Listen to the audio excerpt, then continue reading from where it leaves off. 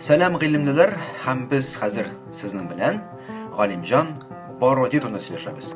Кичә аның туган көне иде һәм гыйлем аның турында шундый пост ясаган иде, һәм постның астында без дөресрәге аның өстендә без сораулар калдырган идек. Кызганча каршы ул сорауларга җавап бирүчеләр булмады. Ләкин гыйлемле кеше бер кайчанда кулларын төшерми, һәм без ул сорауларга үзебез җавап бирергә булдык. Беренче сорау аның фамилиясе белән бәйле иде. Аның чын фамилиясе ул Галиев. Хәзер игътибар итегез, Казанда күптән түгел генә Галиев мәчете ачылды. Һәм шушы мәчет шулай ук Галиевлар, Бародилар гаиләсе белән бәйле. Алга таба без сездән Мөхәммәдия мәдрәсәсе турында сорадык.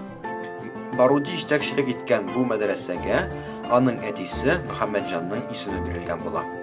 Бу мәдрәсә кайсы ягы белән үзенчәлекле соң? Шунда ки Мөхәммәдия мәдрәсәсендә беренчеләрдән булып җәдиди реформа кертелә һәм монда дини фәннәрдән тыш дөньяви фәннәр дә укытыла башлый. Укыту гомумән методикасы үзгәрә, шуннан да гыйлемле, җәмгыятькә файдалы бик күп шәхесләр тәрбияләнә.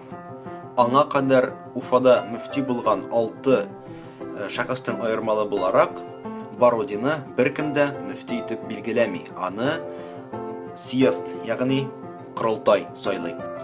Һәм соңгы сорау Галимҗан Бародиның үлеме турында иде. Шунда ки 1921 елда Идел буенда ачлык җәелә һәм Галимҗан Бароди Уфадан Мәскәүгә бара шушы ачларга булышу эшләре буенча. Ләкин эш монда декабрь аенда була, ул авырып китә һәм Мәскәүдә вафат була. Аны Казанга алып кайтып җирлиләр. Шуның белән шул әлеге видео урнаштырылган постка Галимҗан Бародиның 2 китабы да беркетелгән булачак. Рәхим итеп аларны укыгыз.